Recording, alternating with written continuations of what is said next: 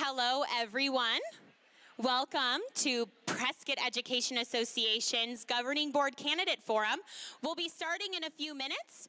If all candidates can make their way to the stage, please.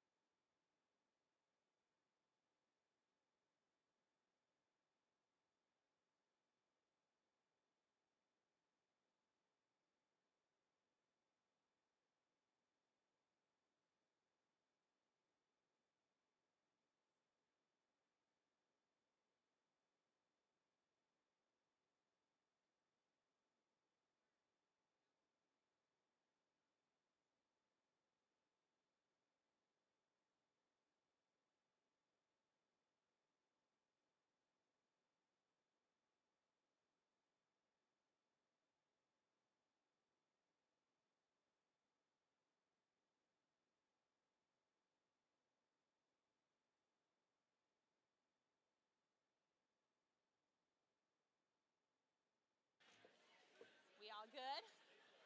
We all good in the hood over here?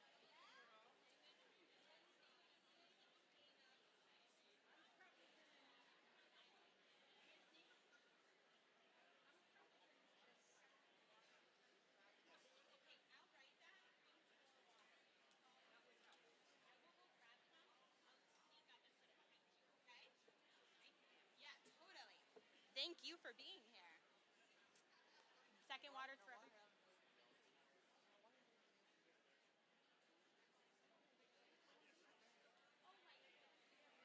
Over coffee? Talk to Michelle and Linda about how we tried to make that happen for a really long time. It will happen, Brooks. I know. Well, thank you very much for your persistence, and I apologize for my Yeah. I just am glad you're here. Thank you for coming. I know it was a sacrifice.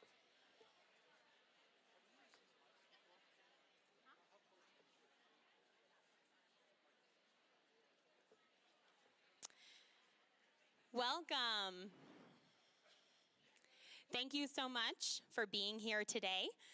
I think I got around and introduced myself to maybe half of you, which I'm very proud of that feat. But if I did not introduce myself to you, my name is Whitney Williams, and I'm president of Prescott Education Association.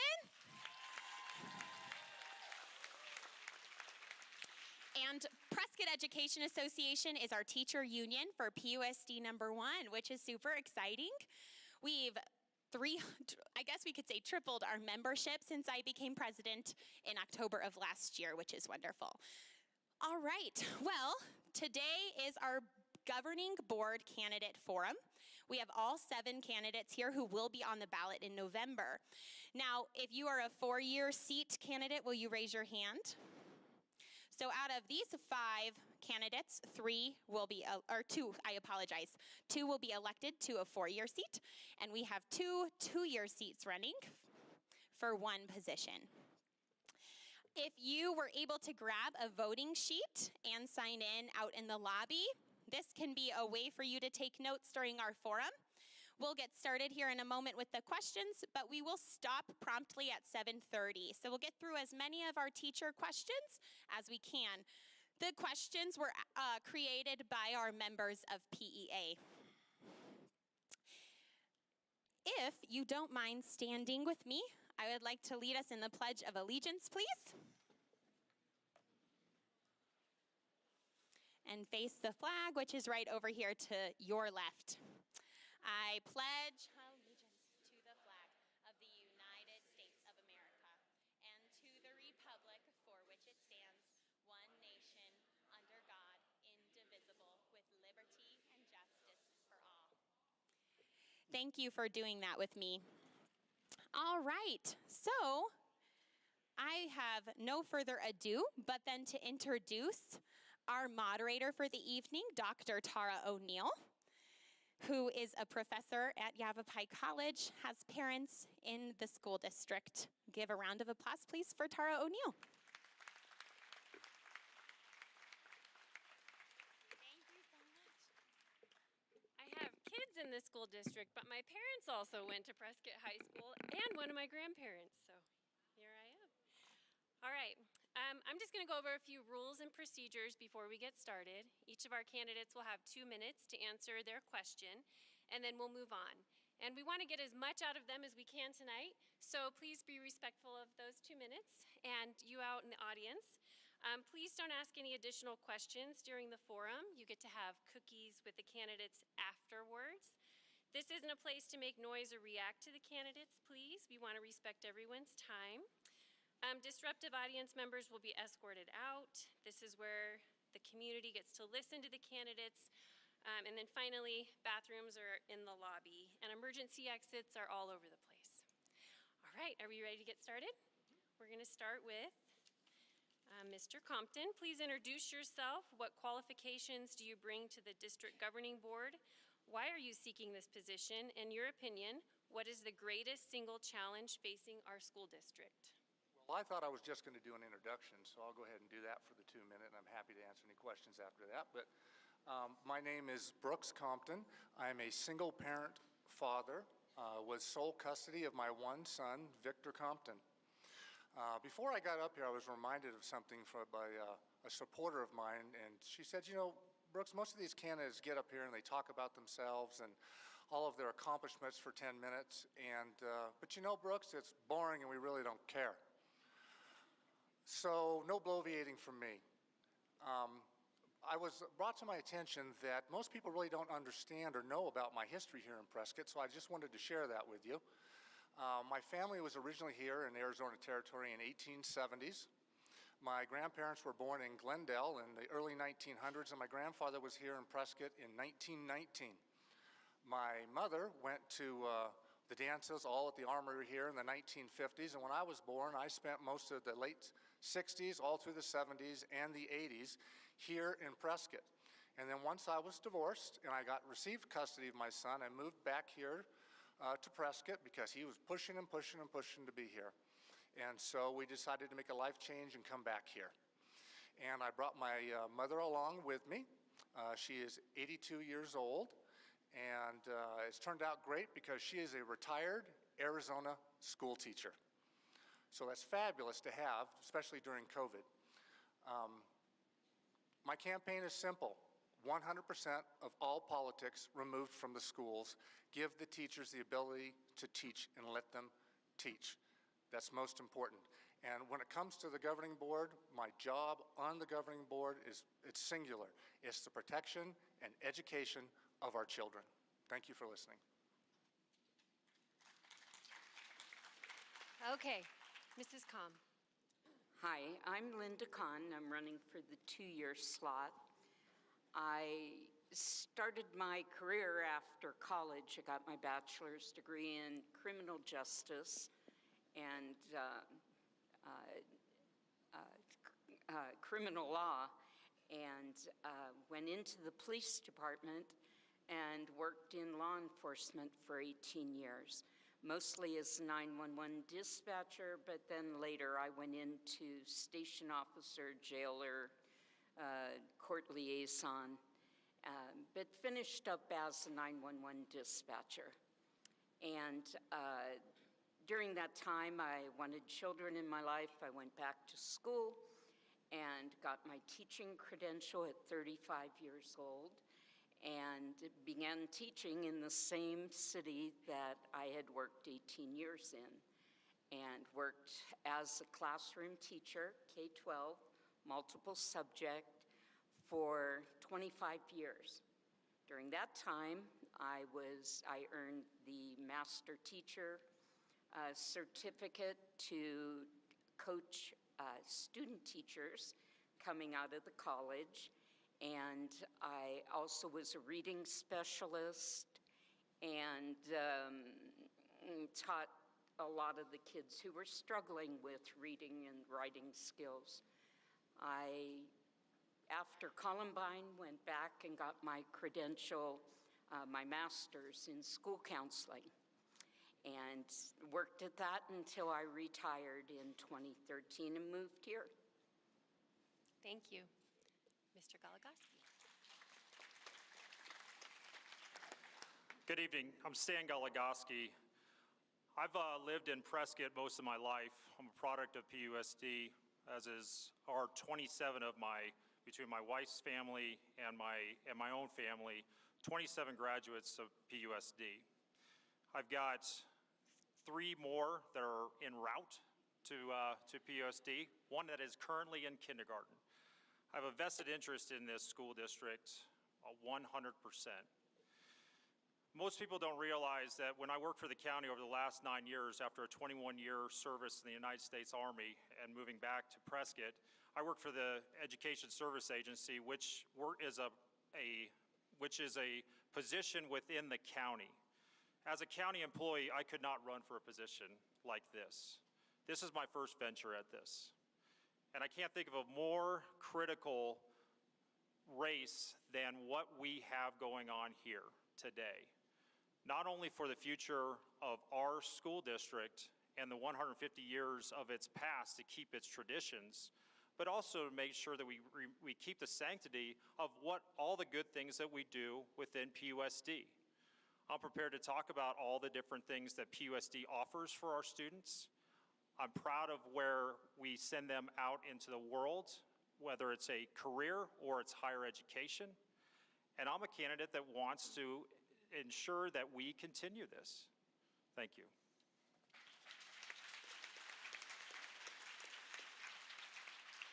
Mrs. Hamer. Did I say it right? Mrs. Hamer. Oh, thank you. Hi, my name is Michelle Hamer, and I really want to thank you for the opportunity. I'm running for one of the 4-year term seats on the board. I'm retired from my career, was in business management and a small business owner. And I feel that business experience is needed more now than ever on our school board. I was also a volunteer here at the PUSD district, and I had great fun with Ms. Williams' 4th grade reading class. That was a hoot. I'm also the chairman and co-founder of the Arizona School Board Watchdogs. It's a group of 26 citizens. Many of you are here. Thank you for coming. And we got together and realized that the state of Arizona has really good rights and laws that protect the parents. And when we were talking to them and forming our group, they said, really, I feel like now that I have this in my tool belt, I can really protect my rights as a parent.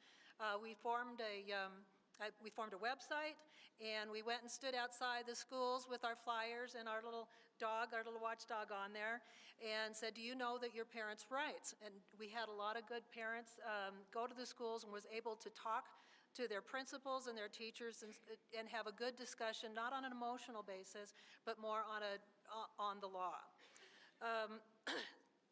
I went to the workshop last night for the Prescott and Humboldt administrators got together for the school board meeting, and I was a little bit, disappointed because it seemed very one-sided on more of an anti-ESA, anti-private schools, anti-charter schools, and pro-emotional activists, and they were talking that the community was the ones that were misinformed. I think tonight I'm going to show you that we're not misinformed, and we do know what's best for our children. Mr. Nelson. Hi, my name is Andy Nelson, and it's a privilege to be here with you. Thank you so much for coming. I am a parent of 6 PUSD educated children, the last of whom is right here with us, Adam. He's right here in 7th grade at Mile High, and he's enjoying his experience here.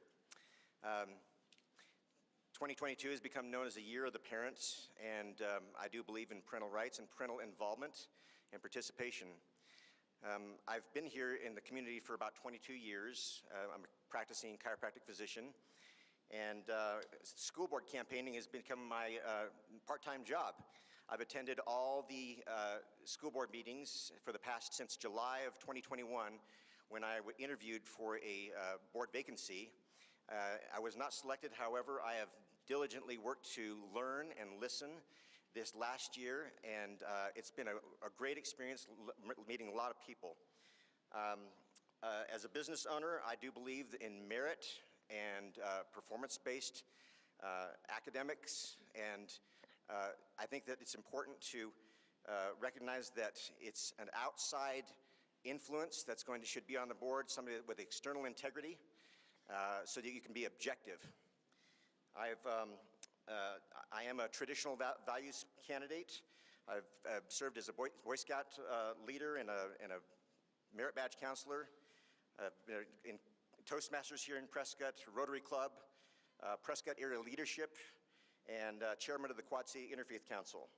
I've taught character counts along with my wife Sally, who's here with us, at Abaya Judd Elementary, and we've taught respect at Granite Mountain. I love our teachers. I respect them and appreciate all the efforts they do, and I think they deserve more.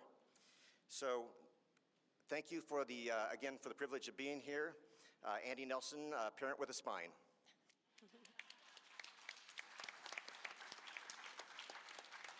Mrs. Robertson.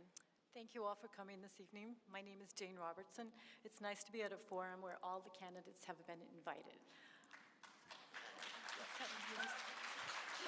I would like to say that I think discourse is often more important than consensus. If we can at least agree to entertain the thoughts and opinions of those that we disagree with, we won't necessarily reach a consensus this evening, but perhaps we'll reach a better understanding of ourselves and our children. I taught school for 36 years, 3 years in Australia, 3 years in Mesa, and 30 years at Abaya Judd Elementary here in town. I was the State Arizona Teacher of the Year in 2004. I am presently on the board of the Prescott Education Foundation. I work at St. Vincent de Paul 3 times a week, working with the homeless and the underprivileged. And I had 3 daughters that went through PUSD schools from K through 12th grade. They all went on to excellent universities. They got excellent jobs in their chosen fields. But the thing that I think I'm most proud of is that these 3 young women graduated from PHS, not with just a keenness of mind, but a kindness of heart. I'm very, very proud of that, and I think PUSD played a role in that. My passion is children. It always has been, it always will be. I feel that if you allow your passion to become your purpose, then one day your purpose might very well become your profession. And I was fortunate because for 40 years now, I have been in public education. I would like to continue this journey of mine along a new path. I have the experience, I have the training, I have a deep connection with this community and our schools. I can make a difference, but I need your support.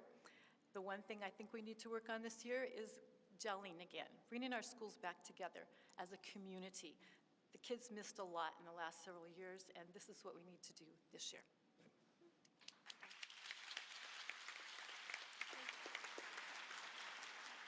Mrs. Vincent. Hello, everyone.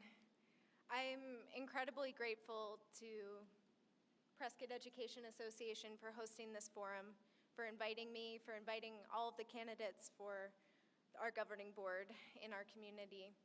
I'm also really grateful for this turnout.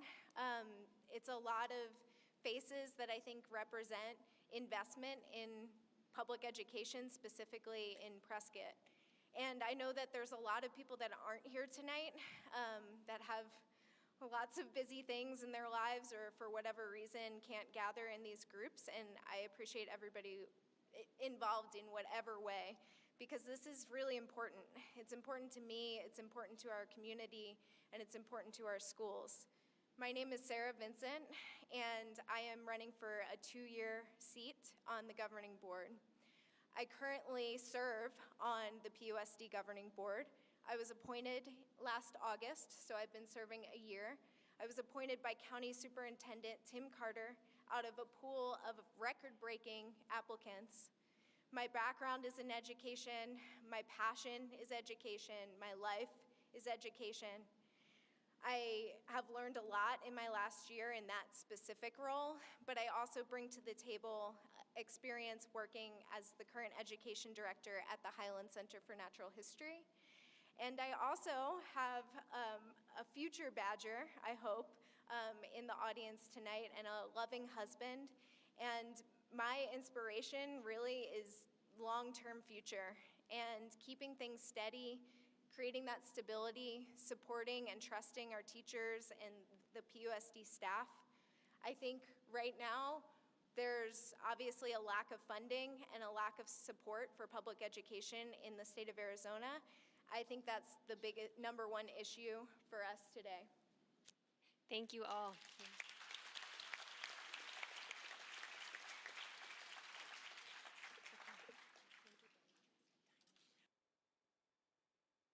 Okay, thank you for clapping after each candidate. From now on, we're going to keep it rolling, okay?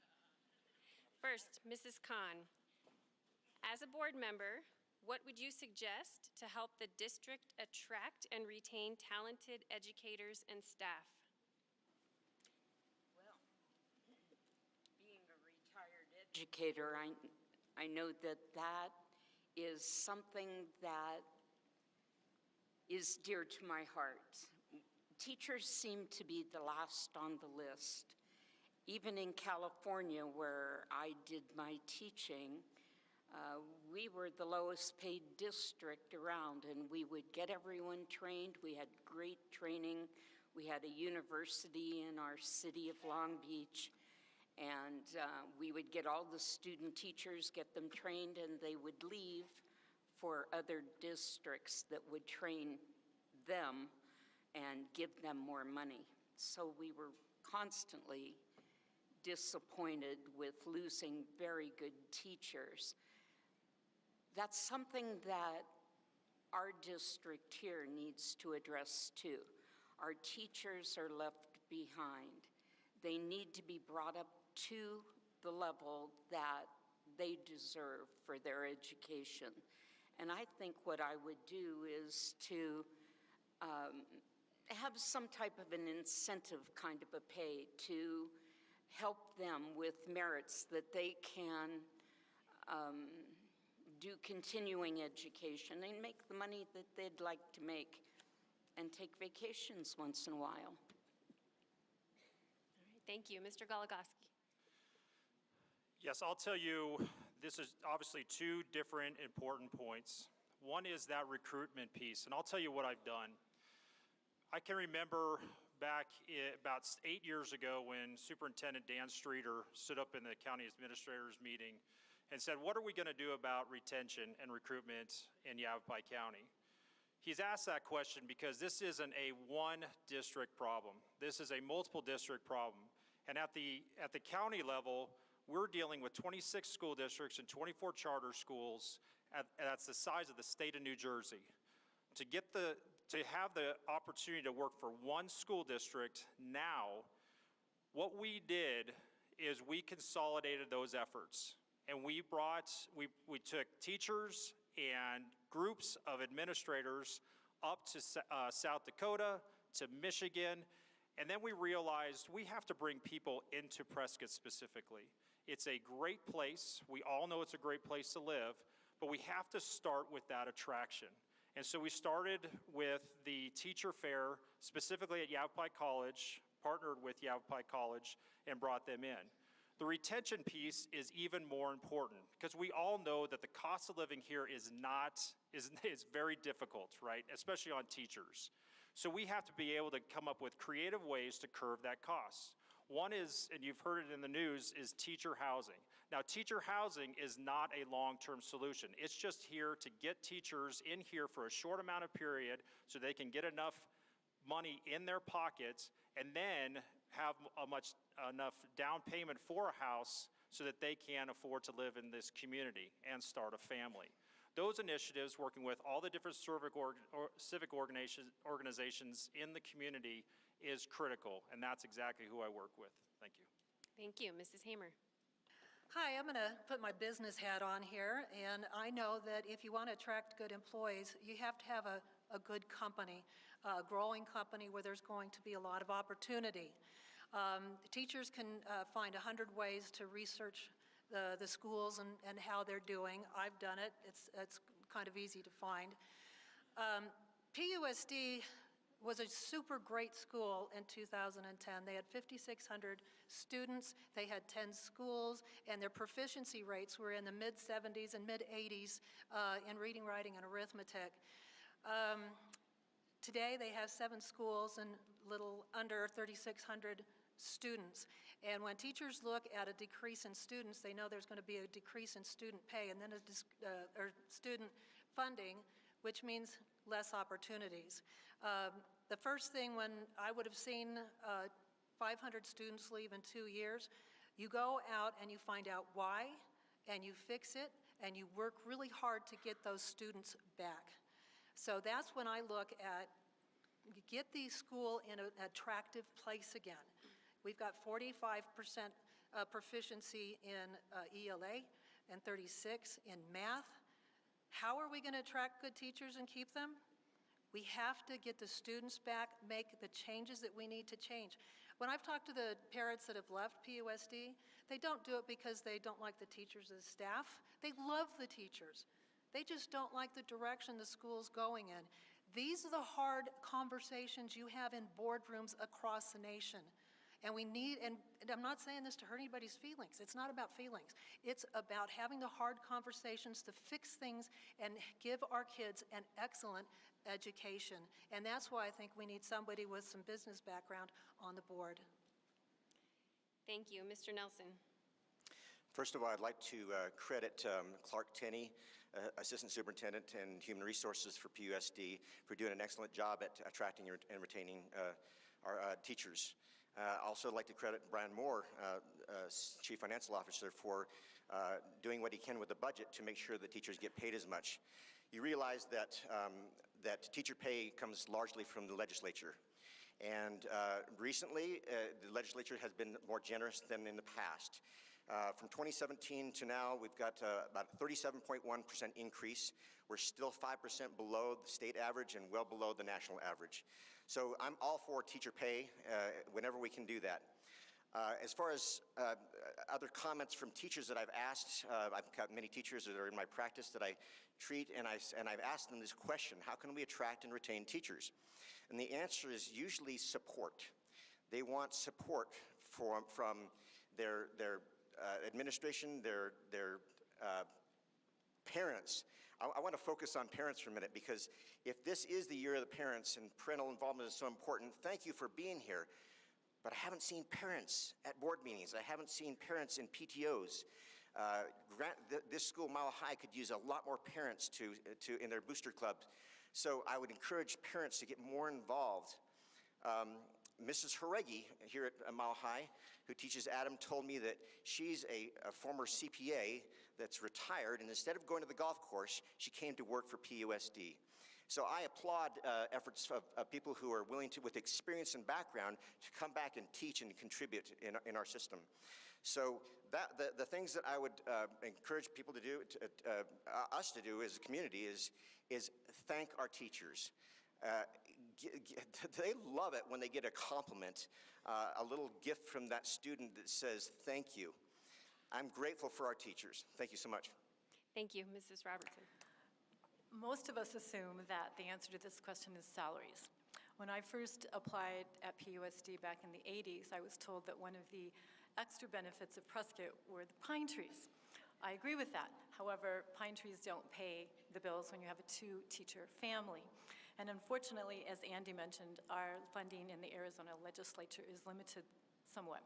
I read a very interesting study a couple weeks ago that came out in 2020 that suggested that in addition to salaries, the one thing that young teachers seem to be having difficulties with is stress. Some of our young teachers are leaving the profession to take jobs where frankly they're paid less, and in 30% of those jobs they take, they don't even have benefits. So what can we do about that? Well, we put our trust in the hands of these professionals every single day.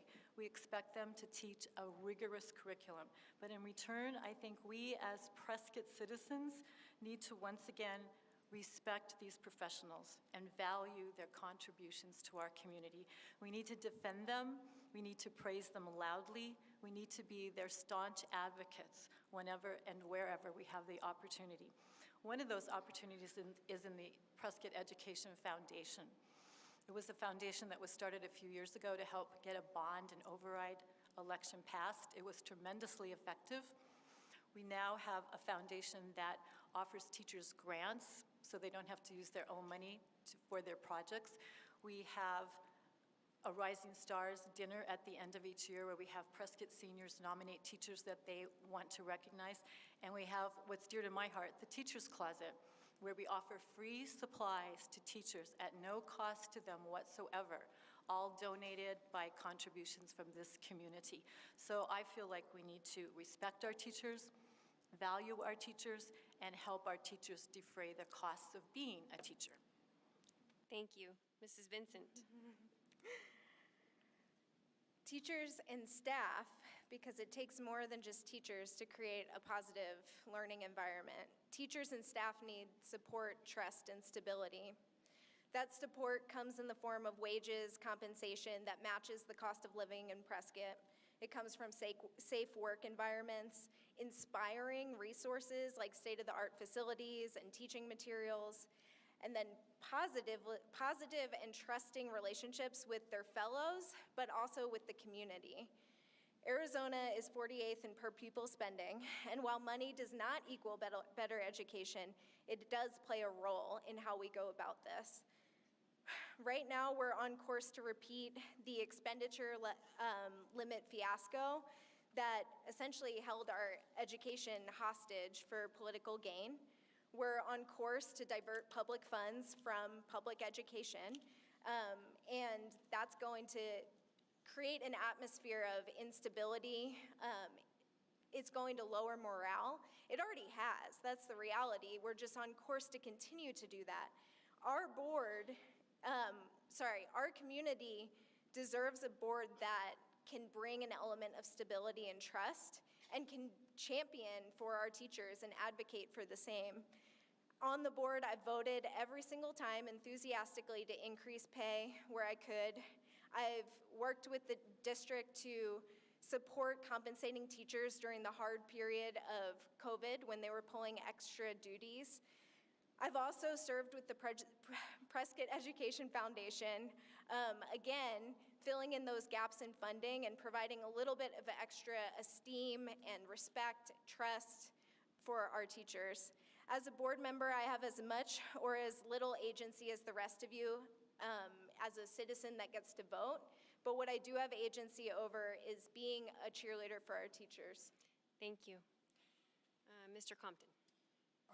My background, basically 40 years of my background is business.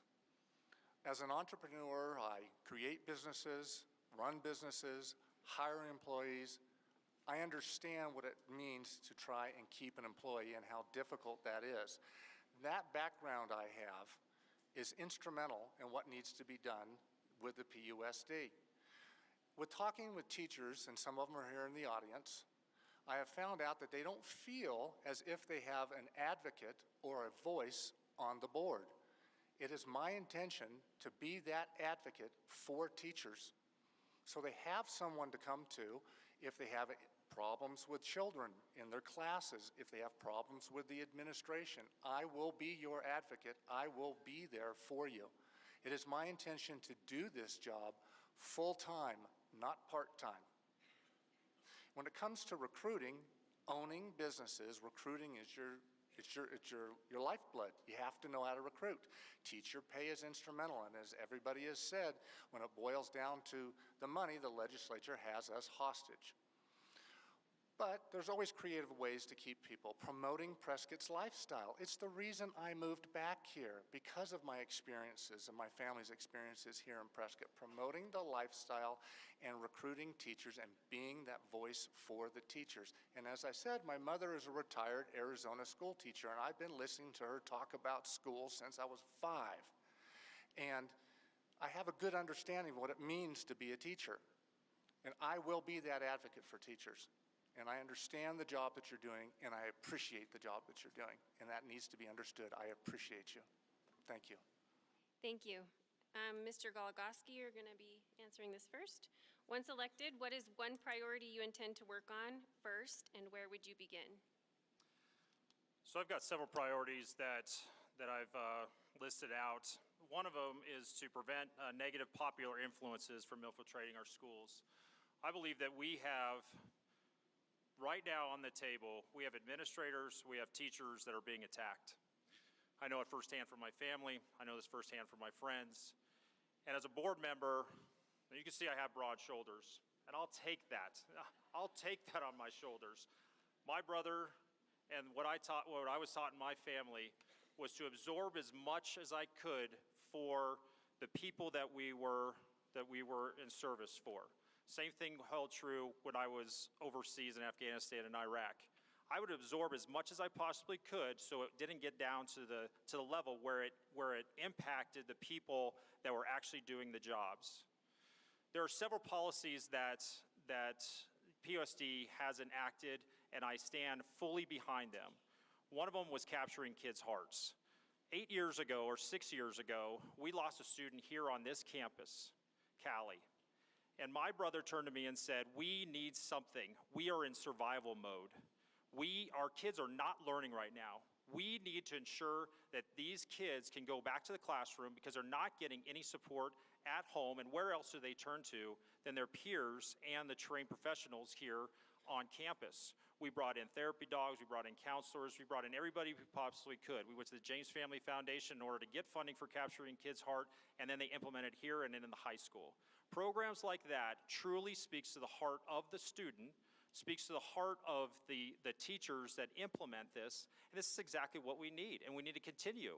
Because if we've had many days where kids are not coming ready to learn, and programs like this, just a high five at the doorway, is maybe the only thing that student needs for the day. Thank you. Thank you, Mrs. Hamer.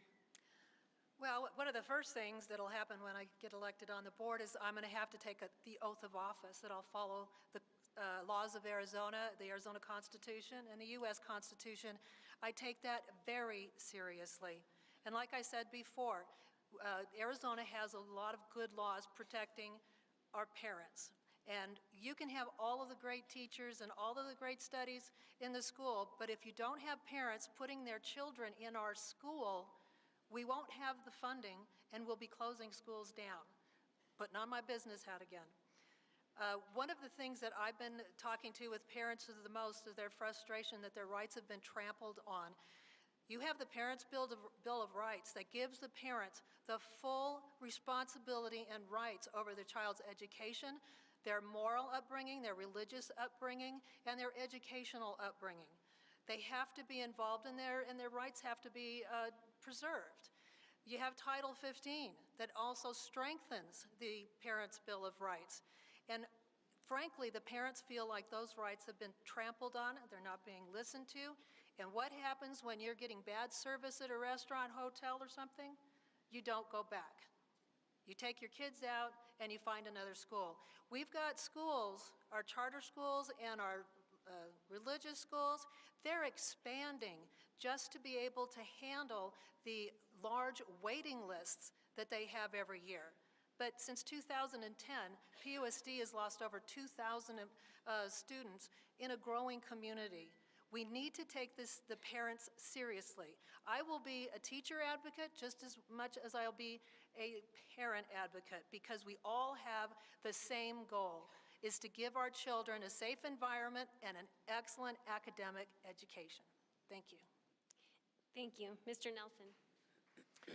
The policy that I would like to see amended, if I were to be selected as elected as a board member, having attended all the board meetings over this last year, I've noticed that if you want to make public comment, you first have to get on the PrescottSchools.com, you have to look at the agenda, you have to understand that agenda item, and then you have to come prepared to speak on that agenda item because of open meeting laws.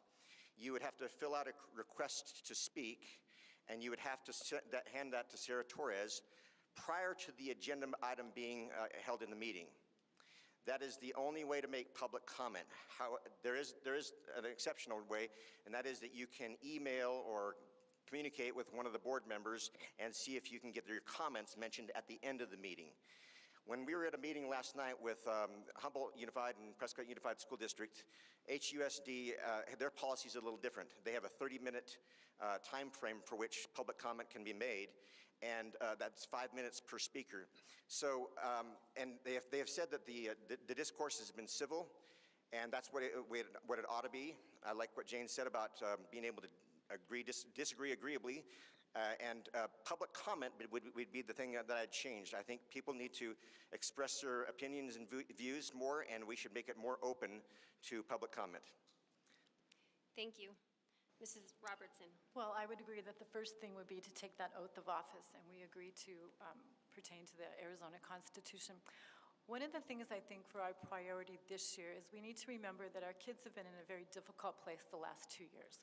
Our lives were all turned upside down, and our kids' lives, unfortunately, were turned up maybe even a little more so than some of us. So this year, to me, one of the big priorities as a district is that we come back together as a community, that each one of our schools begins to gel again.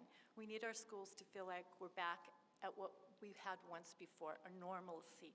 I wouldn't quite agree with the facts of the numbers. We are up to almost 4,000 students again. We are very, very close to where we were before COVID. So I believe we're at 39 something, close to 4,000 at this point.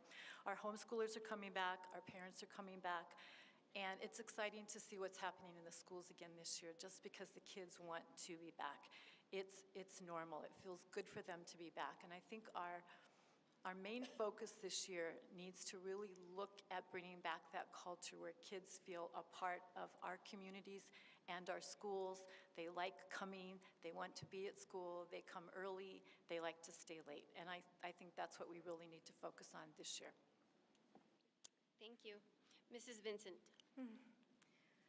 As the only current board member, I feel it's my job to share that most of the board decisions are pretty mundane, and I do honestly believe that I was appointed to this position because it's not that I don't care or that I won't thoughtfully engage on issues or question things, but I don't have a single agenda.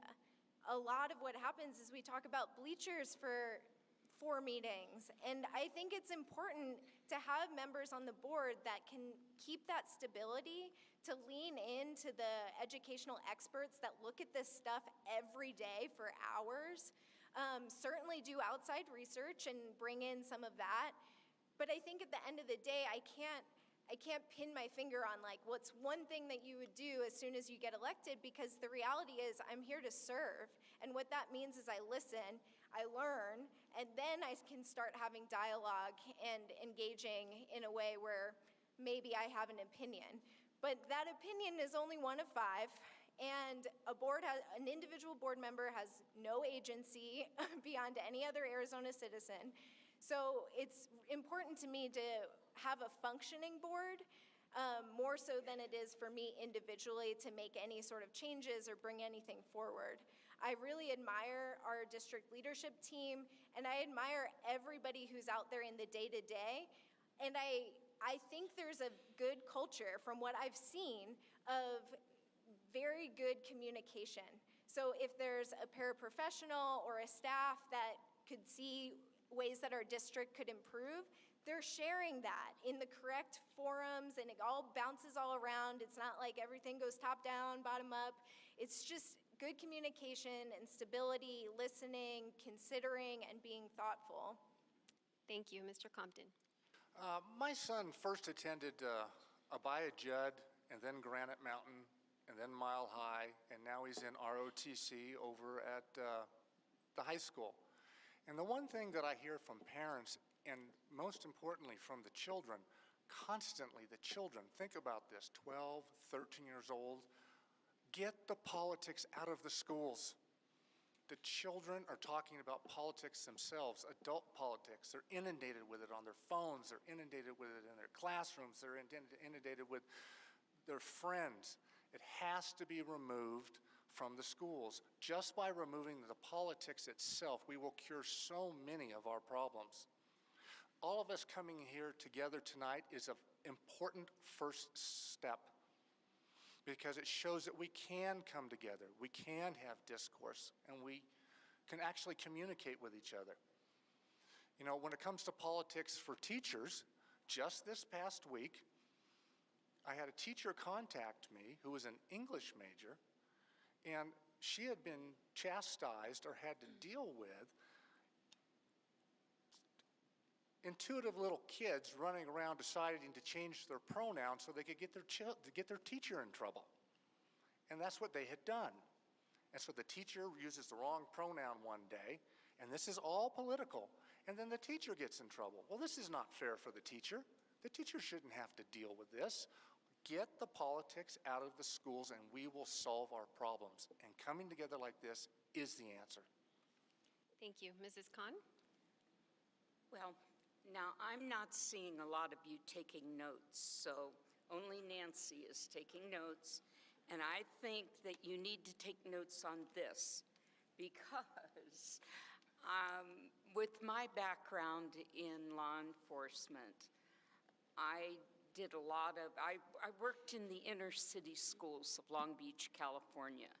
Snoop Dogg went to high school across from my elementary school. We had lockdown drills on a weekly basis for shots fired, prostitution going on, drug deals, gang activity. That was our everyday life in school. So we came up with a school safety program that, pardon me, I think Prescott needs to know about that. We have a really great, what are they called? The resource officer at the high school, and the kids love him, and that's great. I worked with the Police Athletic League volunteering. There's a program that I've been researching, and that's something that the board members need to do. Instead of asking a million questions during a board meeting, you need to look at your agenda and do some research so you don't have to ask so many questions. And I have come up with, now write this down, fastersaveslives.org. And it's a program that I think would really benefit, the really good safety program, and that's the policy that I like and I see so far as an outsider. They don't let you know all the details, and that's good. But once I get in there, I'd like to see what we can do. Thank you. Mrs. Hamer, this is for you. As a board member, how would you prioritize funding in an environment that has suffered severe budget restrictions? And how would you make tough fiscal decisions?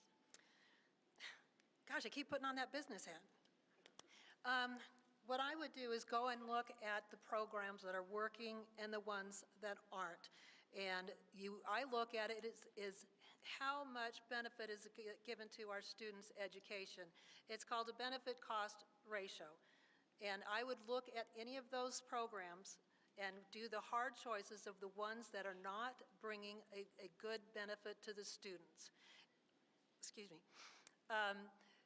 And then we would have the conversation with the staff and bring in teachers and decide what can we cut and what should we leave, because everybody's going to have a call in this.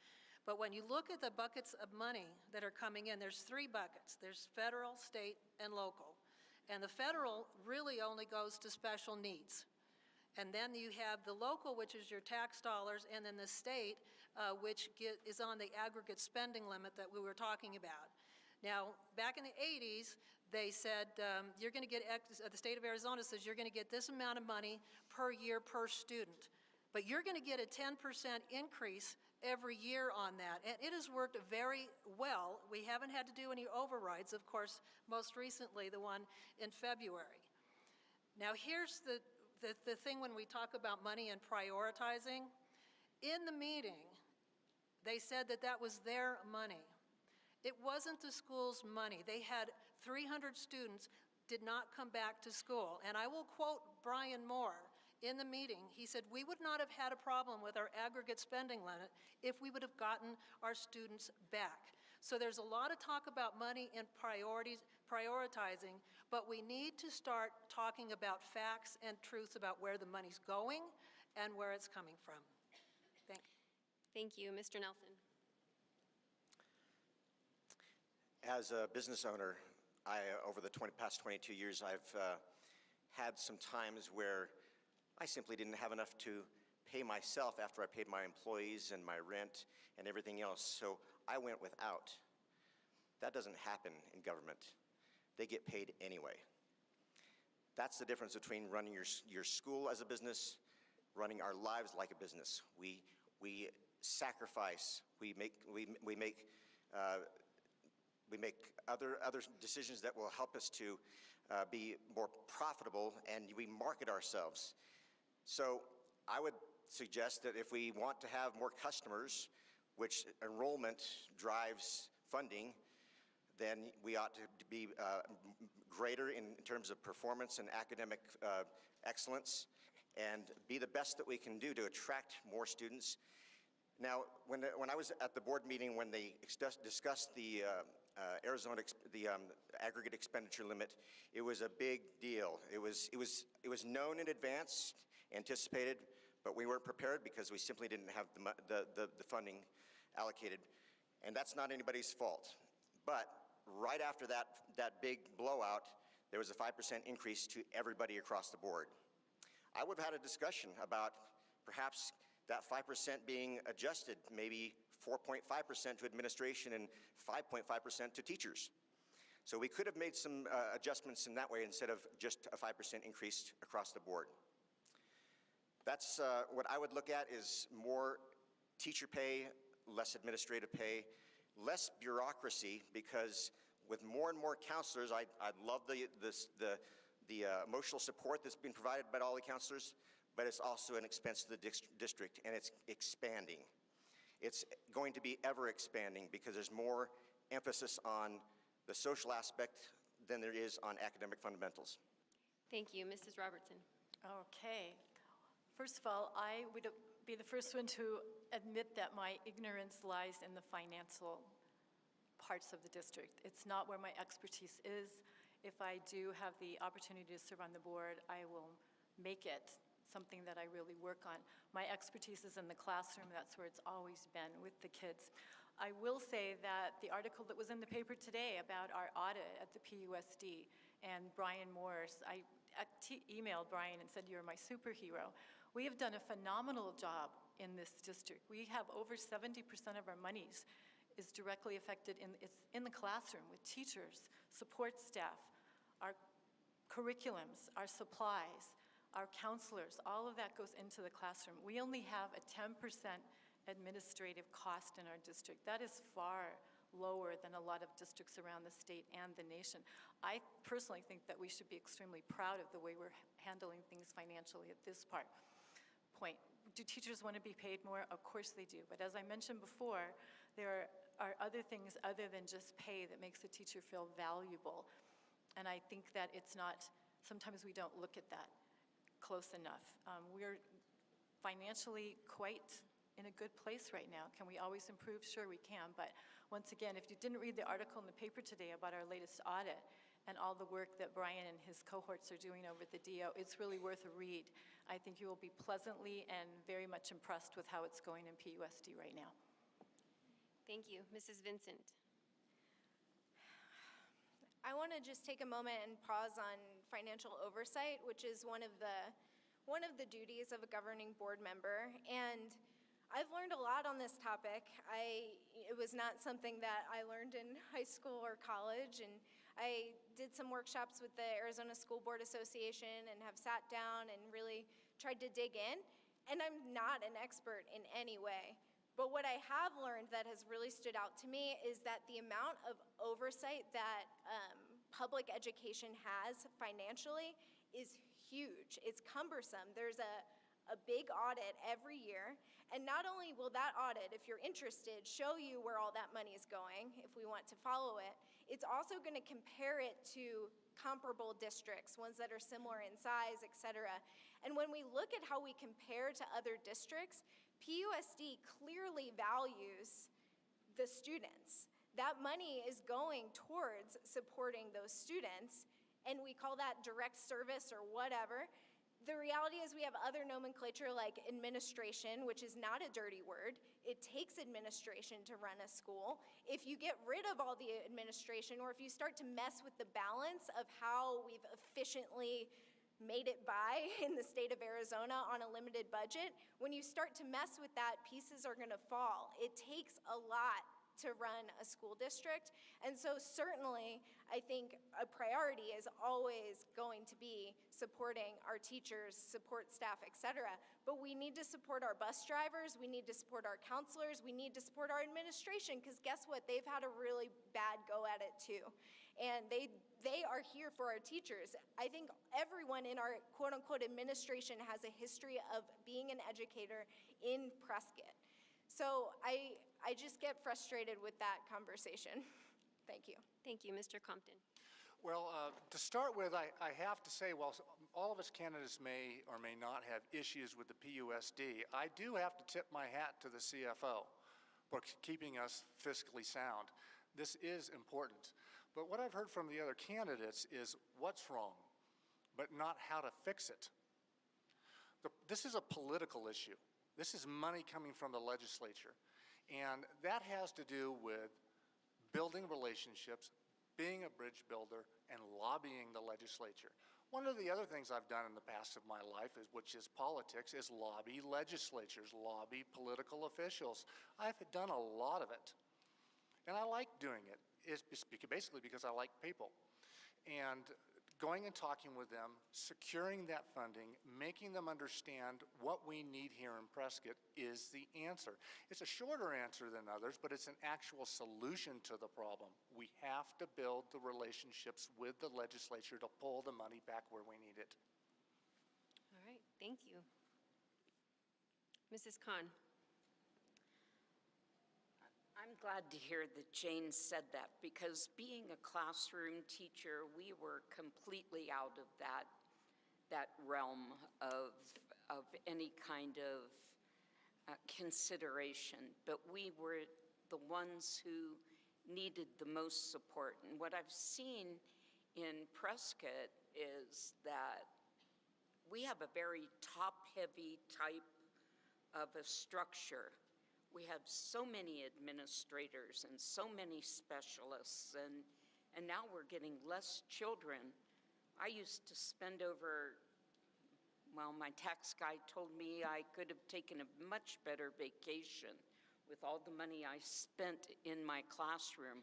We need to get rid of all these extracurricular programs that are frankly so expensive and unnecessary in the classroom, and get back to basics and teach the kids the academics, and let that money that is accumulated now that we have this windfall to the teachers, and let them, I mean, they can't handle $1 million, but I can't see why not.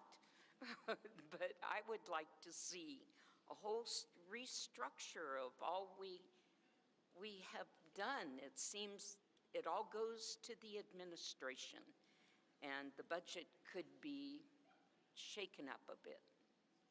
Thank you, Mr. Goligoski. Yes, we're dealing with a $36 million budget that PUSD deals with every year. It's typically about $31 million, but this year we received ESSER funds, and that's not an every year thing. $25 million of this goes to maintenance and operations. That's what pays for the salaries for over 300 teachers. And if we're talking about the administration within PUSD, at the administration level at the district office, you have about 12 employees. You have your principal, you have assistant principals at some of the campuses, and there are support services. And those support services is actually what I worked with over the last 9 years, and they share those services. They share them with different districts. So if you're looking at the budget that PUSD deals with, you can't squeeze that turnip any more than they already have. They have what they're dealing with, and if you want to look, there's nothing more transparent than public school district budget. You can view it anywhere you want. It gets audited multiple times a year. I know what they have to deal with. And if you put it in comparison with other schools around the area, Yavapai County has more charter schools per capita in the United States than any other county in the United States. But it only constitutes for 7% of where the students go in Yavapai County. That means that 93% of it goes to public schools. It's highly scrutinized, and the budget, if you look at it, the state funding that they received was $312,000. $312,000 out of a $36 million budget. When you break it down, they're spending adequately, and I'll tell you, that superintendent right there is one of the lowest paid superintendents in the state. Thank you. Thank you. You're not supposed to clap. Mr. Nelson, we're going to start with you. Describe how your past leadership experience will help you make decisions that pertain to this position, for example, contracts, working conditions, job descriptions, student discipline, evaluations, and safety. Since my entire career has been spent in private practice as a small business person, again, I'm going to repeat, that I didn't get paid time off, I didn't get sick pay, I didn't get a pension, I didn't get paid insurance. So again, treating the school district more like a business, I think, is what I would bring to the table.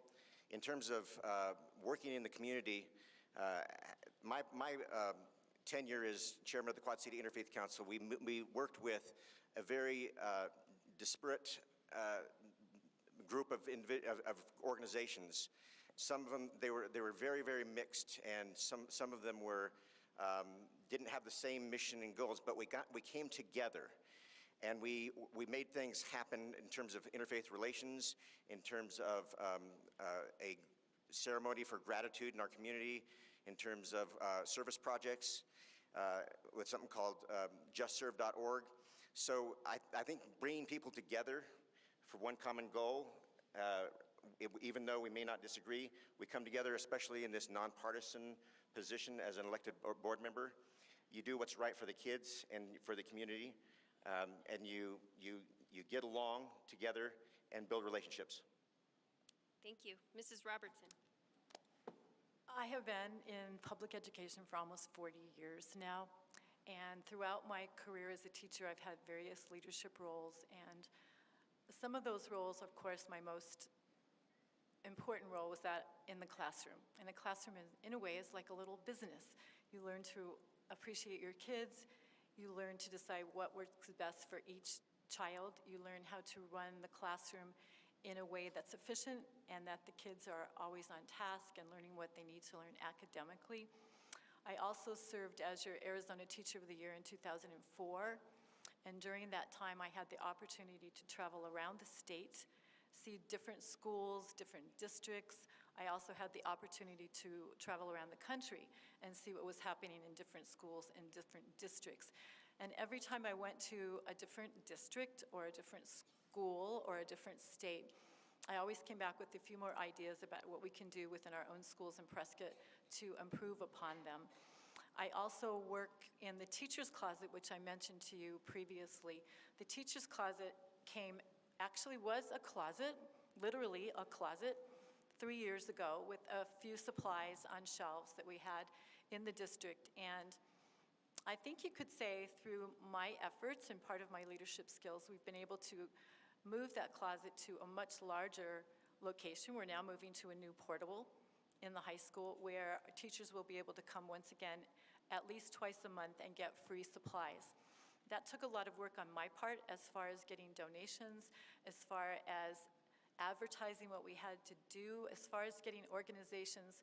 We have so many churches, we have realty companies, we have firefighters, the Angel firefighters, Walmart, all of these people are now involved in offering your teachers supplies. And I think I brought that to the table. So I think I have some pretty good leadership skills in that. Thank you, Mrs. Vincent. My experience is relatively small compared to a lot of the folks at this table, but also a lot of the people in this room tonight. And I acknowledge that. I'm constantly learning, and I'm excited to be a leader in that type of position where I am learning from others. That said, my entire professional life has been in education. I received a Bachelor's of Science in Earth Science, and later went on to get my Master's in Education because I saw that there was a spark in me when it came to working in this field. I spent a lot of time at Chapel Rock Camp and Conference Center here locally, where I served first as a facilitator, then a program coordinator, then a director for their outdoor education program. In that position, I worked with over 7,000 students annually for 5 years from all over the state, primarily Phoenix and Tucson. I also worked with multiple schools, and when I say worked with them, I worked with the students on the ground, but I also worked with the teachers and the administrators. And I learned a lot about the challenges from a broad scale that we're facing our public education, but I also learned the causes for celebration. From there, I moved locally, or worked more locally, when I went to Embry-Riddle and served as the STEM outreach director there. And now in my current position at the Highland Center for Natural History, I've worked with every local school in some capacity over the last few years and gotten to know our public education, but also the privates and the charters that we celebrate too. And I've learned a lot in that time, and I think that I have a good perspective and a love for public education that leadership has built up to. Thank you, Mr. Compton. Well, this is one thing where being an entrepreneur is a fun life. I get to make my own decisions, do my own thing, and participate in all sorts of businesses throughout 57 years of my life. The last thing I did before moving here was I managed and ran law practices for 15 years. While I must preface I am not an attorney, there is not, whether it's state court, district court, Supreme Court, state Supreme Court, federal bankruptcy court, there isn't a contract or a legal brief that I haven't written. That's one of the things I did, and I gave that up when I moved here. It's business experience, so when it comes to contracts, you have somebody on that board that knows how to read them and knows what they mean. When it comes to other business experiences, when it talks about structures like what we're dealing with here, things that we have to approve. While I am not a trained engineer, I do have several engineering patents. Those are current businesses that I own right now, manufacturing facilities that I'm moving to Nevada to have other friends handle it so I can do this job full time. Those are two things that I do. When it comes to politics, I've had a life in politics, and as I mentioned it before, it is lobbying. When you want to get the money here for the school, you have to relationship build, you have to lobby, you have to go to the legislature, you have to understand how the system works. I have the experience when it comes to how the system works in politics, and I'm good at it, and I like it. So the breadth of my experience and what I'm able to do means a lot to this board, and then understanding the job. This job I would be the liaison between the public and the administration. Your job is to listen to the public, listen to the teachers, and coordinate with the administration. I am qualified for this job, and I will do a good one for you. Thank you, Mrs. Khan. Okay, as a master teacher, you were taking in a lot of student teachers and people who were either struggling with learning how to handle classroom management or dealing with behavior problems. That was all handled. We didn't have counselors to do that in our classrooms then. The leadership came naturally. I came up with a program, and we did it first with our grade level. My favorite grade was 4th grade. Okay, I taught all the grades at one time, wouldn't teach kindergarten a second time, but 4th grade was my cup of tea.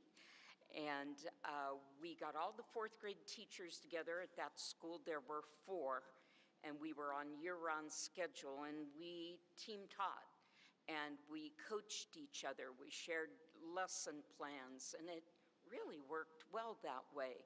If we had a behavior problem in one class, we'd send that child to another room for some time out, but it'd take some work with them and handle it that way. So the leadership stuff comes really naturally with as long as you have years of tenure. So I wasn't able to hear the end of the question, and I did see that leadership was the question. So I think that's where I shine. Thank you. Mr. Galagaski. Yeah, my leadership experience started right here, from the teachers, from Mr. Carter, from Mr. Worley, from Mr. Fenderson, from Miss Ryan, teachers like that infused in a young man in his life, and Miss Dietz, who really broke me out of my shell. I was involved in scouting, became an Eagle Scout, and then I went off to the United States military or Army. It was there when I learned leadership early on from being a young private, going through basic training, and then they saw leadership potential in me, and all that, the leadership experience that I received from an early age, I applied throughout the rest of my career. Went on to become an officer, and one of my assignments was a company commander in Afghanistan.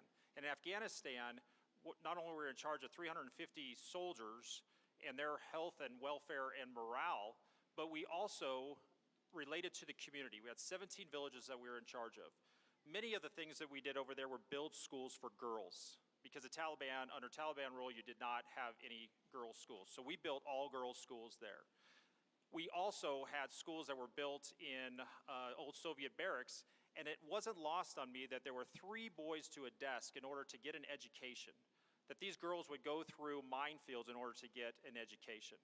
I then came back to the United States, and my last assignment was at the United States Military Academy, where I had the ability, or had the good fortune, to teach the best and brightest that this nation has to offer.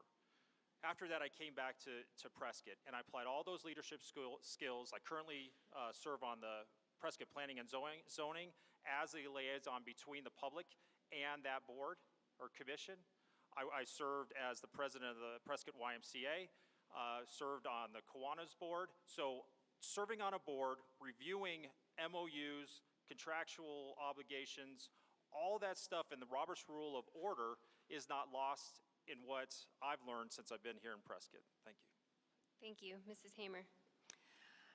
Well, when I was looking to make a career change, I went to a personnel service, remedy personnel service, and I wanted to get a different career path, and they gave me one. They hired me. And what I did is people would come and look for work. I would test them. I would interview them. I'd evaluate them.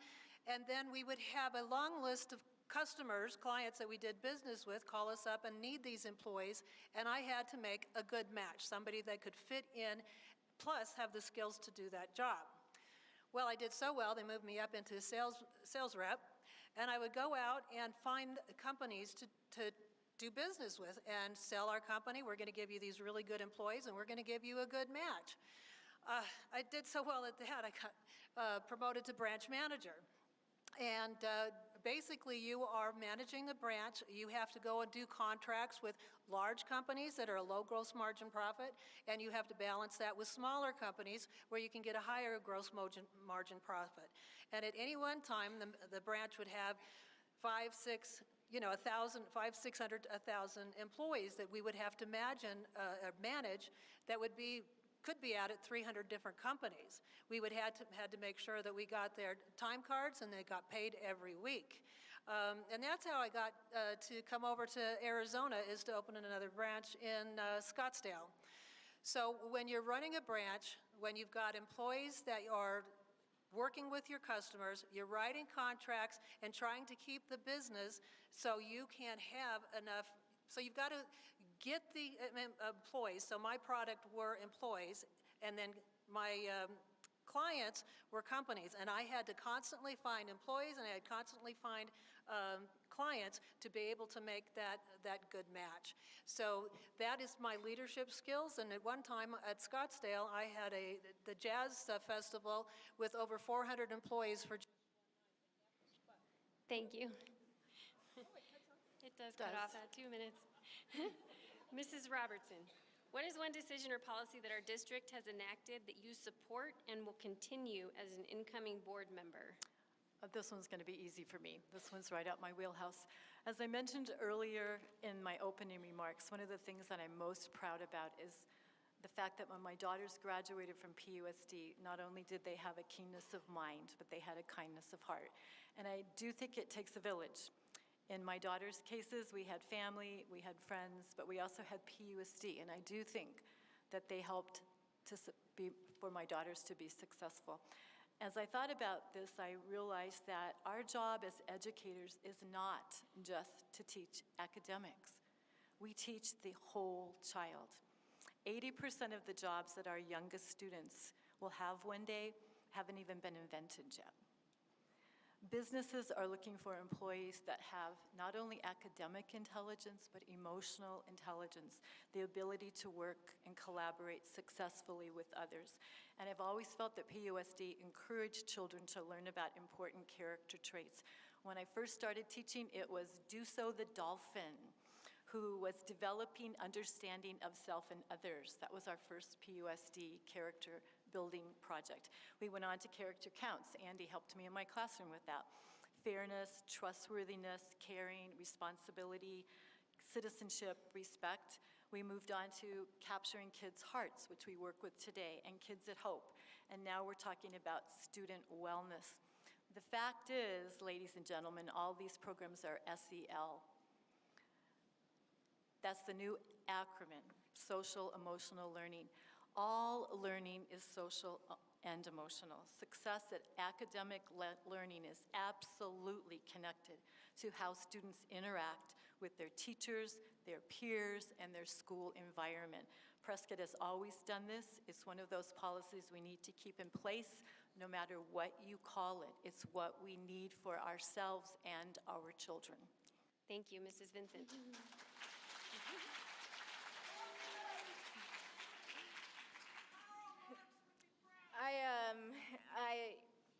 I want to circle back. I support new bleachers, and I just want to reiterate this was a hard question. This is a hard question because there's so much that I would continue just for the sake of stability. There's a lot of mundane decisions that are made on a governing board. However, some of the ones that have stood out to me, if I could lump them together, would be partnerships in our community. I will continue to support partnerships in our community.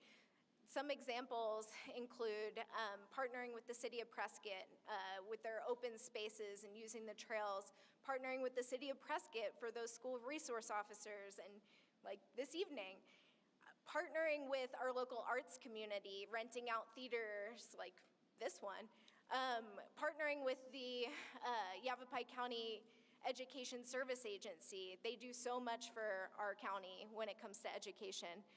Partnering with local volunteer groups to support our teachers on the ground in the classrooms. Partnering with rural and neighboring districts, looking at ways to cost share and resource share and support each other because it's hard. And I also support partnerships with Yavapai College or institutes of higher education, looking at how we can get our students set up for that success after they graduate high school, if that's a path they want to move towards. I support partnering with our CTED programs and our JTED programs, making sure that if you want to get your hands dirty in cars, I'm speaking to my own experience, then you have that opportunity. And finally, I support partnering with local nonprofits to build a deeper education experience for our students, but also bring our community in and have those relationships in the day-to-day. So that's one thing I would continue. Thank you, Mr. Compton. I would have to concur with Sarah. It is the partnership building that we have here in the community that is the singular most important thing that I believe the policies that have been enacted that we need to continue. With many of the organizations she just mentioned, unfortunately she stole my thunder. So I can't mention anything else, but I agree with her wholeheartedly about those partnerships. Whatever partnerships they are need to be vetted by the board though. I do not believe that the board is vetting a lot of these partnerships. Before anything moves forward, the board must be informed, the parents must be informed, and they must be vetted. If the community likes it and we agree on it, then the partnerships are great. But no blind partnerships without the community knowing what's happening, without the community input, and without the board's approval. Thank you. Mrs. Khan.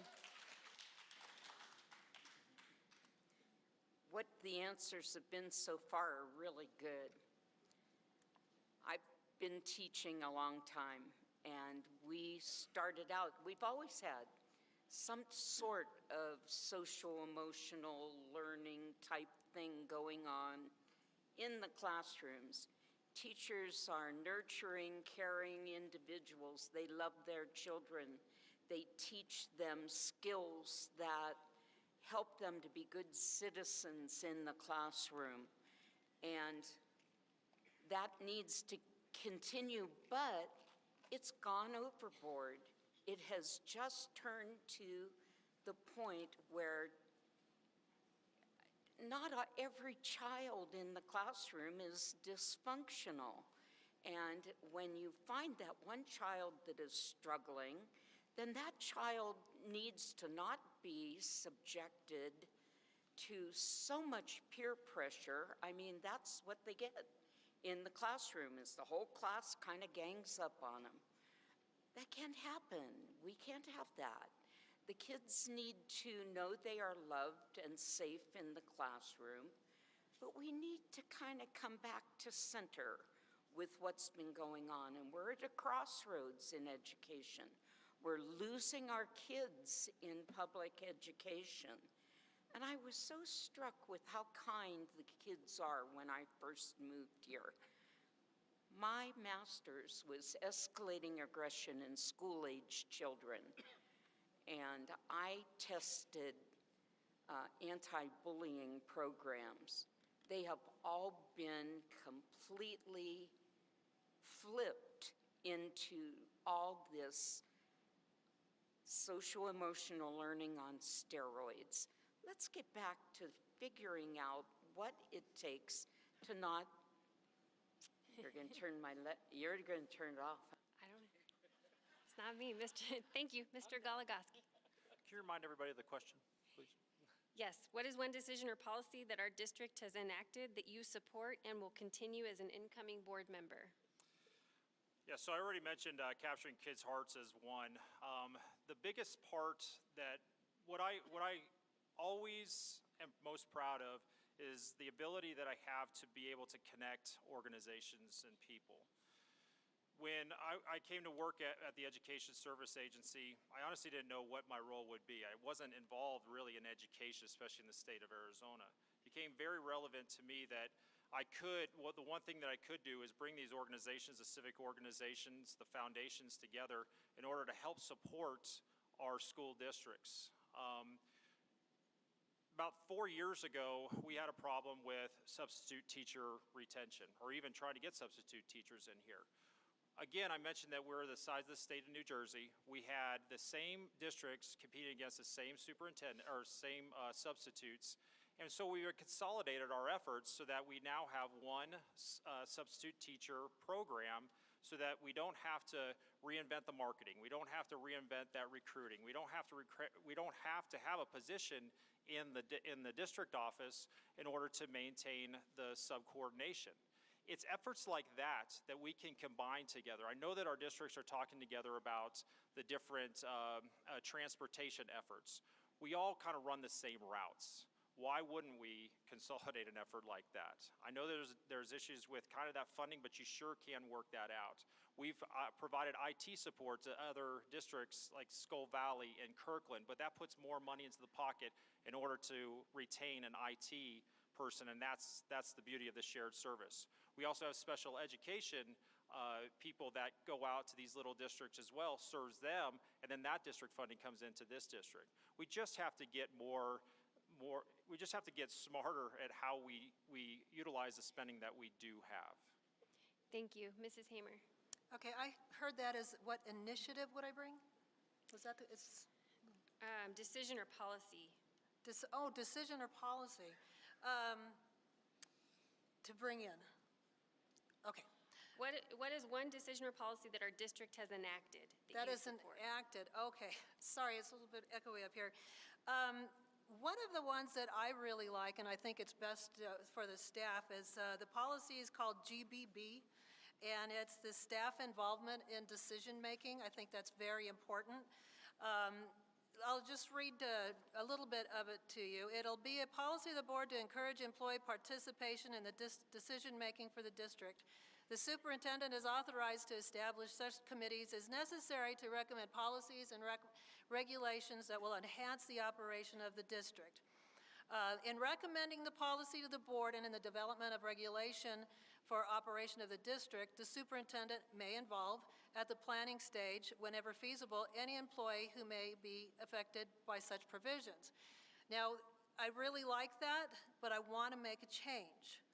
I really feel if you're going to do a policy that's going to infect an employee, I would like it to read like this.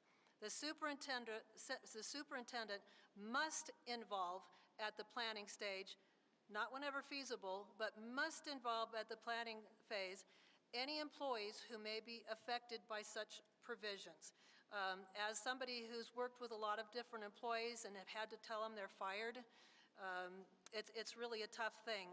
But when you can involve the employee in maybe making suggestions on how they could make their position work or different alternatives, you've got a good employee for life. So I would just make that one change too. It's called the GBB policy. Thank you. Mr. Nelson. I can think of three policies that I would like to say to keep continuing with and also expanding on.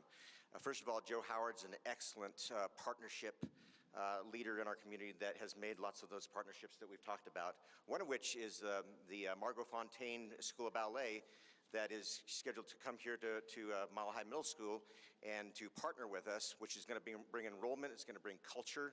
And so that's just one of many, like the Mountain Institute, Career and Technical Education District, where trades are going to be promoted for our children to be able to get into a trade.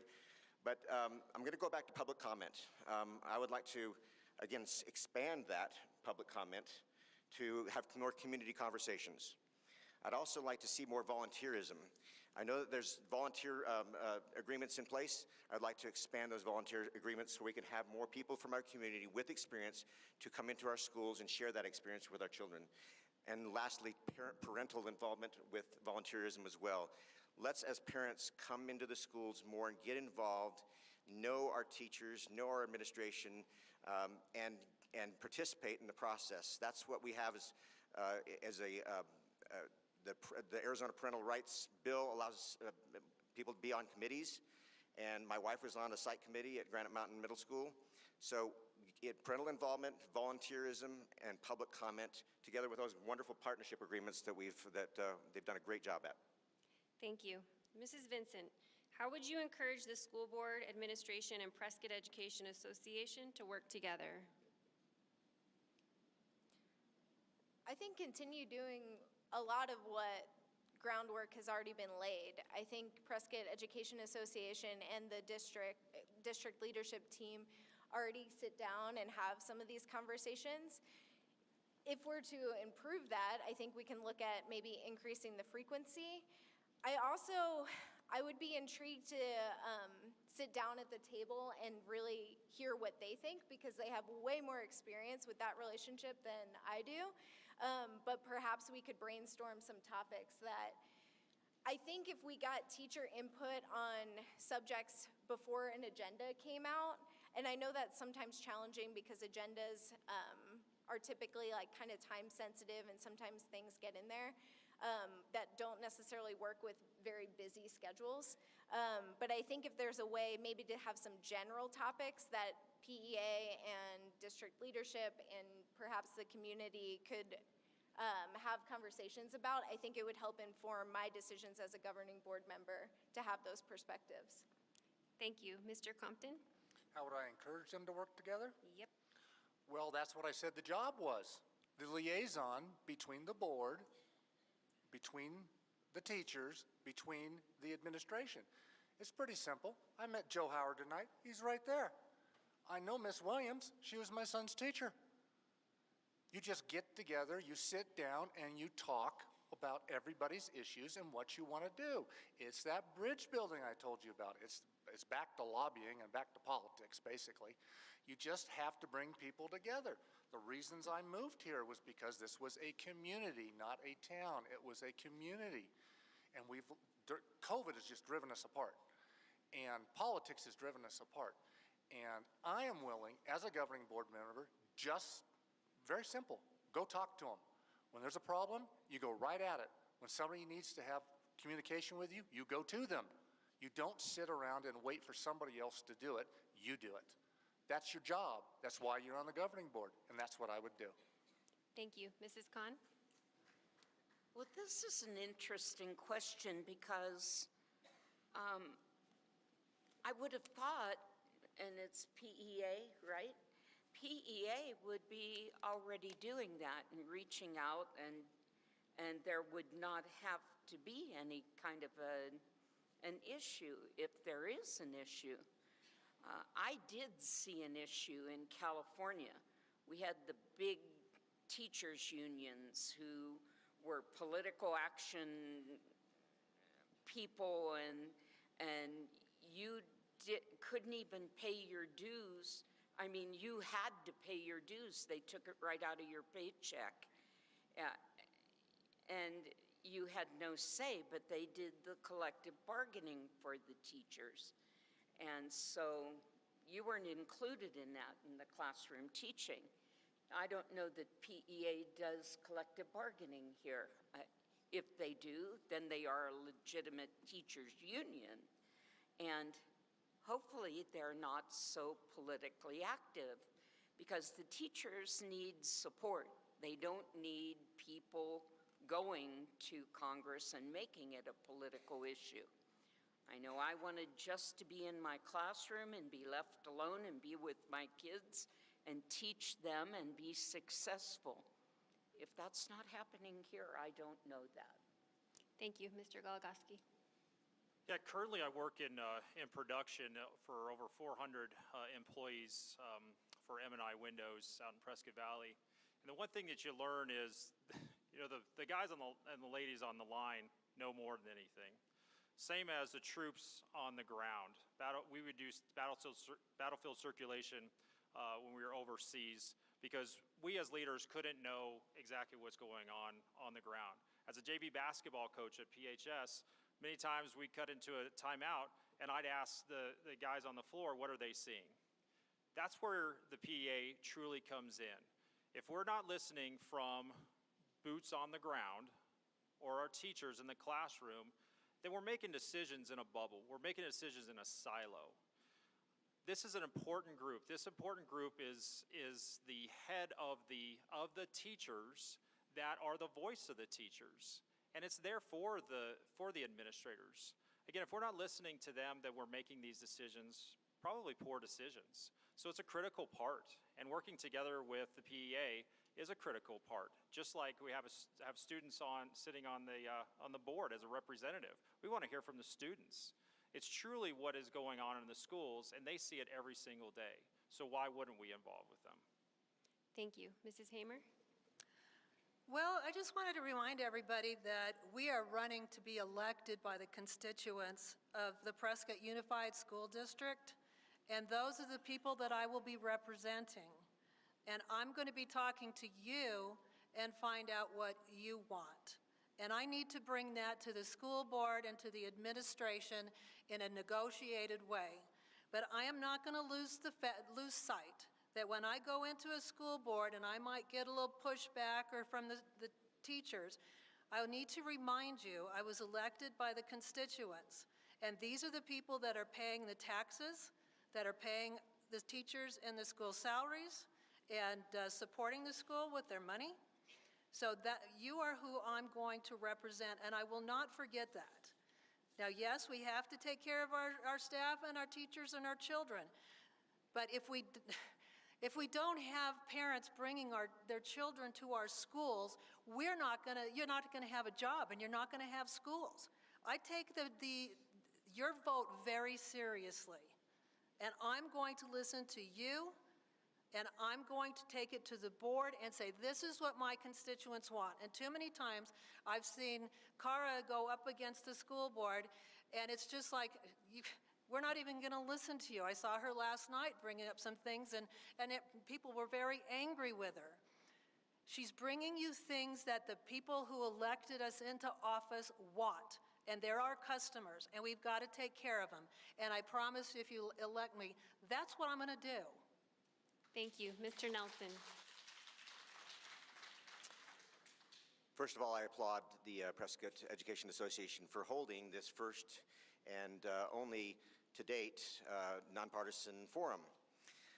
And so thank you for doing that. And for representing teachers, I like what Jane Robertson has said about the teacher's closet. I would like to see this organization do more to help the teacher's closet and make sure that teachers don't have any out-of-pocket expenses. They shouldn't have to pay any out-of-pocket expenses for their supplies. That should never be the case. I know that there's teachers that love teaching so much that they buy the things anyway, and I applaud you for that. In terms of what, I'd just like to piggyback a little bit on what Michelle just said. I think a board member should be objective, and they should ask challenging questions. That's one of the most important things I think you can do on a board is ask challenging questions.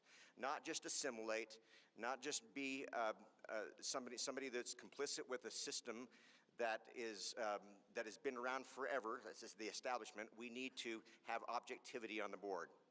So again, thank you for holding this forum, and I'm pro-teacher with objectivity for all political subdivisions, including taxpayers who have a voice as well.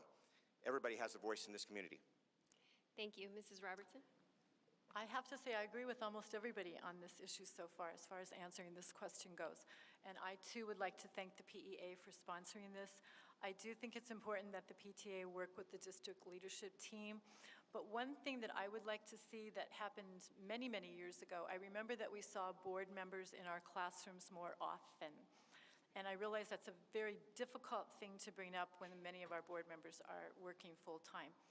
But board members would come in and they would sit in the lunchroom, and as teachers came into lunch, they would simply ask them, how is it going? What are your issues? How can the board support you? What concerns do you have? What do you need in the classroom that you don't have right now? And how can I, as a board member, help make that happen for you? It goes back to that opening remark I made about discourse and dialogue and how that's so important. And we don't always have to reach consensus, but if we don't have the dialogue, if we don't have the discourse happening, if we don't know how our teachers are feeling, then we can't really act upon that. In the same respect, we need to know what our community's thinking. And so I also support the community being able to come and ask us about important issues as well. I think it goes back to this divide that we're having as a country right now. I think we need to get back to talking to one another. We have lost that ability. We tend to shout at one another sometimes. We tend to forget about listening to one another. And we tend to want to form our answers rather than listening to people. So I think one of our most important jobs as a board is to have discourse with each other, have discourse with the community, and have discourse with our teachers and get into our schools as often as physically possible and ask the teachers and the staff, what can we do to serve you? Thank you. This is our final question, and we probably have time for a little clap after each person if you'd like. We'll start with Mr. Compton. Why should educators, parents, and local community members vote for you? I have a vested interest in this school system. I'm a parent with a child in the district, and my son has gone to every single school. I moved here for a reason. The main reason is at the time, my 8-year-old kept saying, "Dad, I'm in Prescott, I'm happy." So that's why I moved here. I followed the direction and the voice of my son for faith, family, and friends in this community, the community I remembered as a child in the 70s and 80s. Having a public education, my son was in private education in Las Vegas where we came from, and it just isn't the same. I had a public education. I wanted my son to have a public education. I'm vested in it. I want to solve the issues. I want to bring the community together. I have the skills and the ability to do the job on many fronts. I will listen to all actors in this situation. When you elect me, if I'm fortunate enough to be elected, I will do this job to the best of my ability. And as I said before, it is my intention to do this job full time, not part-time. I intend on having an office where people can come down and speak to me because parents are afraid. A lot of people don't like to speak in public. They're afraid to talk. So they can come down and speak with me and voice their issues without having to go to a school board meeting. Basically, transparency and communication is what this job is about. And I look forward to doing that job for you, and I respectfully request and ask for your vote on November the 8th. Thank you for listening, and thank you to the PEA for doing this. Okay. Mrs. Khan. Okay, I think the elephant in the room is our definitions on things, and I keep going back to it, and I'm really fighting about social-emotional learning. It bothered me when that got applause. I taught before Common Core came in, and I taught before the government took over the schools so much. I've seen it, I've worked it, I've lived it, I've experienced it, and I have seen that coming from California to Prescott and Arizona. And I came out of retirement because I feel that I have the experience and the knowledge and the wisdom to help to not allow this to go overboard and make California here. I would respectfully ask for your vote and an opportunity to do that. We will have social-emotional learning to a point. The kids are all worth it, and that's what I'm here for. Thank you. Mr. Galagowski. You know, I view the election as a job interview. This is our job interview among all of the constituents in PUSD. If you look back at my resume, I'm not talking about what I'm going to do. I can show you, and you could look at my resume, and you can see what I've already done, not only for this community, but for this nation, and also this district. I've never gone into a single interview where I said, "Hey, hire me, this place is screwed up." How likely would it be for me to get that job? I know that there's going to be a period where I have to learn things on the board. Everything that we think we know going to every job, we truly don't know. It takes 100 days in every job that I've had where I've learned what that job truly is. I can look at a job description. I can kind of figure out what that job is, but I truly don't know what it is until I get in there. I have a proven track record of accomplishment for this community, and accomplishment for this school district. My heart's in it. I send my kids to this school because I believe in it. I'm not looking anywhere else. This is where my kids will graduate from.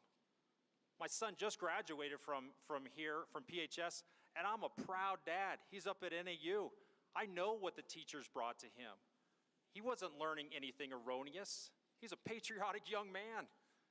If we're infusing anything in this district, it's patriotism. I just want you to think about that when you're casting your vote. Think about what people have done and what they promised versus what they promised to do. Thank you.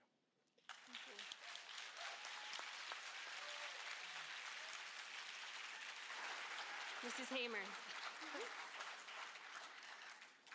It's hard to beat that. I've watched almost every school board meeting online for over a year and a half. And what I see is, like Linda said, way too much emotional and social talk. You know, when I look at the candidates up here, if I thought any one of them could do a better job than I could, I'd step down in a minute. But I'm not. They're not. And the reason why that is because I bring a different perspective and an objective perspective to the board. The board meetings are so touchy-feely and, you know, good this and good that. But when I do the data, and I tell you what, I get my numbers from the superintendent's annual report, the Arizona School Board report card, and the Auditor General. And the numbers to me are very alarming. Even in Nancy in the paper in August said that the school was expecting 3,575 students. That's down 2,000 students from 2010. And somebody's got to be brave and say, we have a problem and we have to do something to stop it. And I'm that person. I know how to look at things critically and not emotionally. I want to have our schools give our children the best education possible, and we're completely overlooking the signs. The Department of Education is reporting that their system is overloaded with ESA applications. When those get approved, that child gets taken off of the public school. Who's going to have a plan for that? I'm thinking about that right now and what we're going to do. They're not even discussing it on the school board, except they're trying to stop the ESAs. You need somebody with my business sense on the board. Thank you. Mr. Nelson. As the father of 6 PUSD educated children, the last of which is here at Mile High Middle School, as I mentioned before, I drop Adam off every morning and I say, soar with the eagles, take the high road, return with honor, and I love you. I love our kids. I love this community. I believe in the Constitution. I believe in limited government. I believe in we the people. I believe that we should all have a say. I've got skin in the game, obviously. Got 10 grandchildren as well. They've all moved away, though. I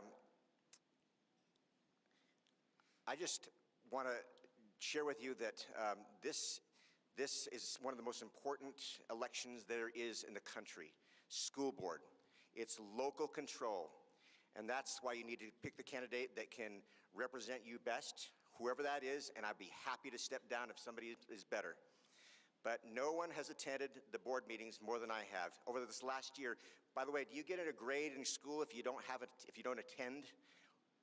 I'm the only candidate that's been to every board meeting over this last year. I have listened, I've learned, I know Joe Howard, I've met with him, I know Marty Reed, I know Clark Tenney, I know Brian Moore, I know Adam Neely, the principal at Prescott High School, because I met with him. I've seen the 68 cameras on his televisions that show all the places that you can see throughout the school. I know that the school safety is good. I know that Jeanette Bray here at Mile High and her husband, who's a police officer with the Prescott Police Department, has a good relationship where there's safety in the school. I've met with Mr. Andy Binder, the principal here at Mile High. I was at the parents meeting just a couple of weeks ago. I was at a HUSD, PUSD meeting last night. Being there, knowing the people, participating is what I have to bring to the board, because building relationships and Being a parent is one of the most important things I can bring to this position. Thank you. Mrs. Robertson. Well, I've been a classroom teacher for 36 years. I think that's one of my biggest qualifications. I do agree with some of the candidates tonight. I think it's time to take politics and intolerance out of the classroom. We all want the same thing for our kids. We want the opportunity for them to be well-educated. We want them to be critical thinkers. We want them to be compassionate. We want them to be accepting of our differences. We want them to be excited about their future. And we want them to face tomorrow with the beliefs that will make them good citizens and good patriots. My platform is children. I've already told you that tonight. My beliefs do not change with administrations or seasons or buzzwords of the year. I always want what's best for our kids. I am an advocate for public education that goes beyond words. Public education accepts every single child that crosses the threshold of a classroom door. It doesn't matter what your race is. It doesn't matter your religious affiliation, the family dynamics, your athletic abilities, your sexual preference, your economic status, or your IQ. We are public servants, and we accept one and all. As a school district, we take each child on a journey that starts that first day in August and goes to that last day in May, and we help each child progress as far as possible in that brief time that we're honored to have them in our classrooms. And I always try to remember what Aristotle said thousands of years ago. An educated mind without an educated heart is not an education. I think I'm one of the most qualified candidates for this upcoming election because I have been a classroom teacher. I have been in the trenches. My life has been dedicated to teaching public school students and working with their families. With your support, I can continue my love of education at the next level as a governing school board member. Thank you all for coming. Thank you.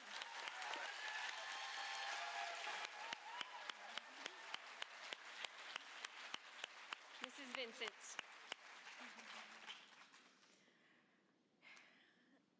At the end of every school year, the Prescott Education Foundation hosts an event called Rising Stars.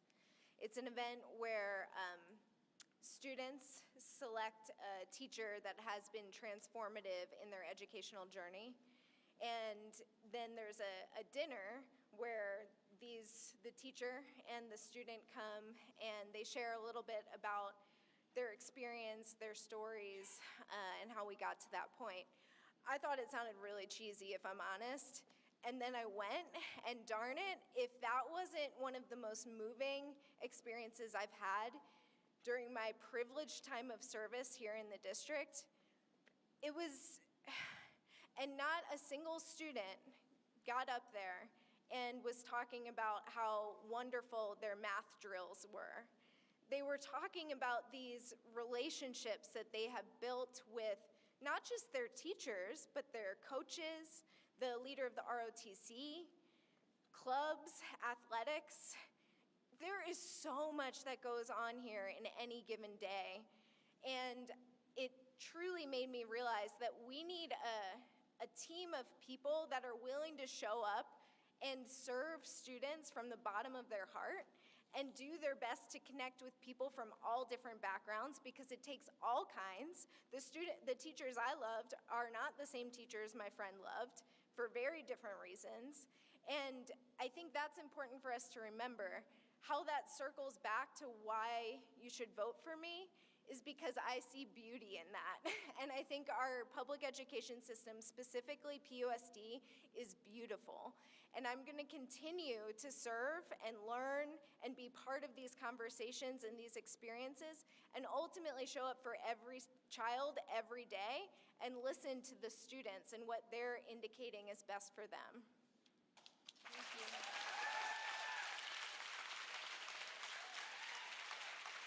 All right. Whitney's going to come up and make a few closing remarks, but really quickly, I want to thank the Rangers for being here, for keeping us safe, the candidates for sticking to 2 minutes so I didn't have to cut anybody off, the audience for being so respectful and for caring about our kids and our community. And then childcare was provided by Sue Lord and Morgan Nelson, which is great. We're grateful for that. Robert and Reed were our tech people, and from the Prescott Education Association, specifically Jess, Emily, Shelley, Whitney, Hillary, and Megan did a lot to make this event happen tonight. So thank you all.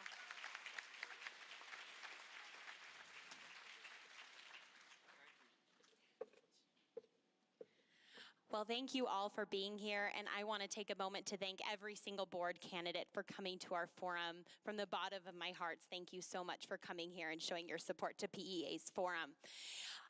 Yeah, round of applause for all candidates, please.